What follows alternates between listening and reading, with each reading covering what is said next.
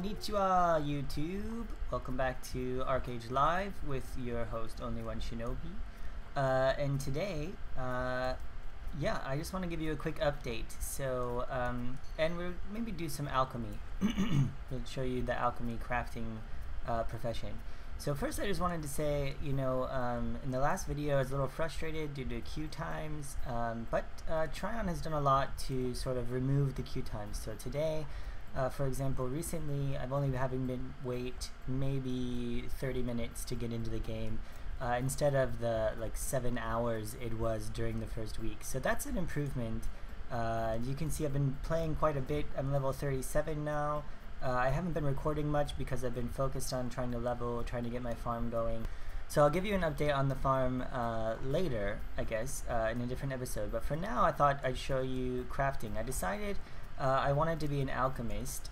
If you look at your professions tab, proficiencies, you'll see there are many things. And a lot of people will talk about crafting generally, or they only have crafting from their the alpha or the beta or something like that. So I thought I'd give a quick look at what it's like now at the beginning of the game. So I've chosen to do alchemy, I think, just because it sounded interesting. I thought maybe I could make sort of poison potions. It would fit going, with a ninja style. Unfortunately, that's not the case. If we open the alchemy window, you'll see there's a lot of things you can make. Some special alchemy goods, which are basically just decorations, alchemy table.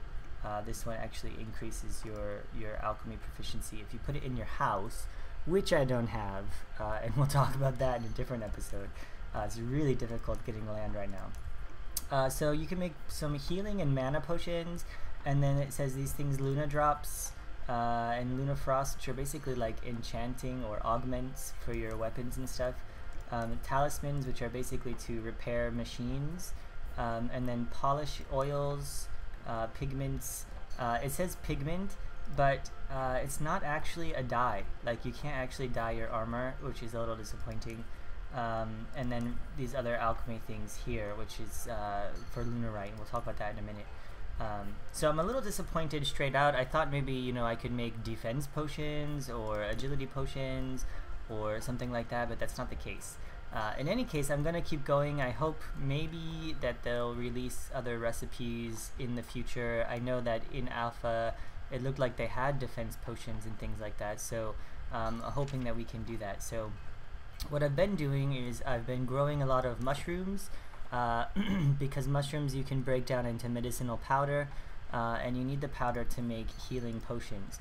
So the interesting thing here is that if you make the tier 1 potion, you get 10, and then you need that potion to upgrade it into tier 2, and tier 3 and tier 4 and so on. So if you want to make the high-end healing potion, you have to start from the basic potion, which means that you need a crap ton of medicinal powder. The basic potion takes 8, and then each potion after that, this is a healing potion, takes 8 as well. So to make 10 of these, you're gonna need 80 medicinal powders, and then various plants and alchemy proficiency. So what I've been doing then is I've just been stockpiling medicinal powder, and I've been making some of the tier 1 potions. So my alchemy is only my alchemy is only 1200 right now. I can only make tier 2, but I thought I'd go ahead and make some of those today, so we'll just get started with that. I can only make 16 of those, so might as well. So I've made about 1000 of each healing and mana potions, and now we're just gonna level them up into tier 2. So I think this might be the most efficient way. I'm not really sure. The Luna Frost, Luna Gems, if you craft them, you can then break them down into dust, and then you can use the dust to level up your alchemy. Like, breaking down the dust or leveling up the dust will also increase your alchemy. You can make more Luna Frosts and then break them down again, and then just keep doing that, but you lose a little bit of dust as you go. And the dust is kind of hard to come by, so if you take a quick look, it says here like alchemy lunarite, right? You get that by breaking down other things, breaking down equipment, breaking down Luna Frosts, Luna Gems, things like that. So they're kind of hard to come by, and you don't get a lot of proficiency, so that's sort of, I'm not really sure if that's an efficient use of the material, so we'll keep that in mind.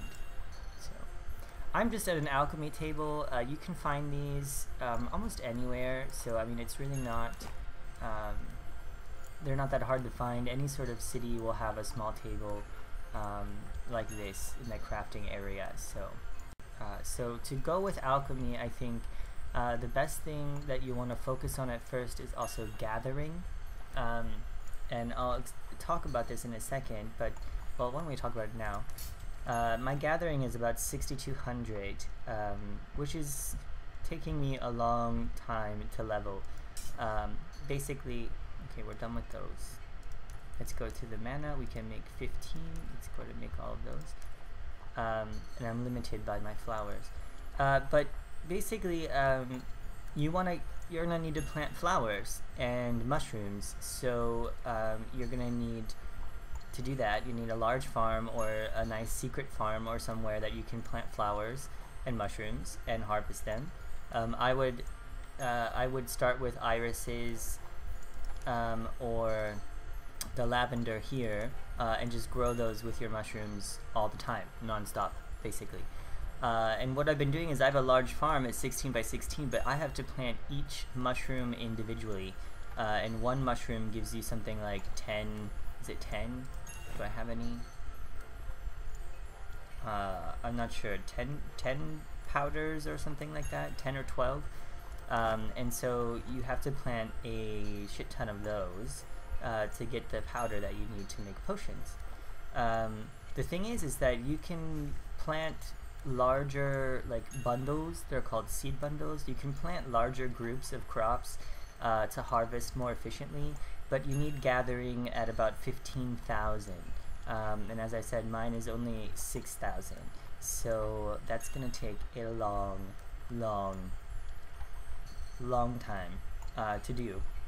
So I've been working on that, just planting as much as possible, harvesting as much as possible.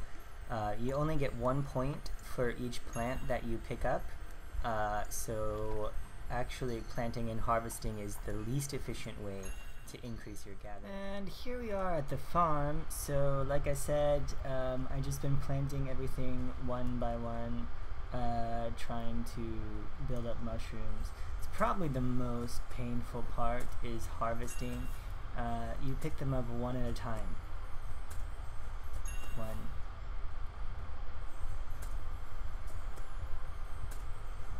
Two. Do you see? It's a lot of work. So actually the past couple of days I've been spending most of my time just farming.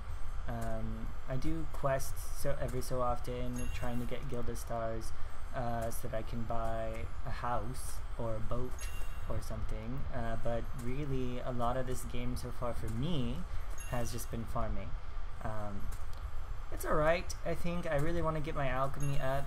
I think later it'll be beneficial. Some of those polishes you know, can actually be sold for quite a bit of money. People need them for high-end crafting, armor and other things, so that's good. But this is just such a slow process. So I actually like farming, but this part is just really kind of it's really kind of I don't know, it takes a long time. I wish there were a faster way to get through the harvesting part of all of this. Like if I had a tractor, maybe. Anyway, that's wishful thinking. But this is basically what the farm looks like. I secured a large farm here.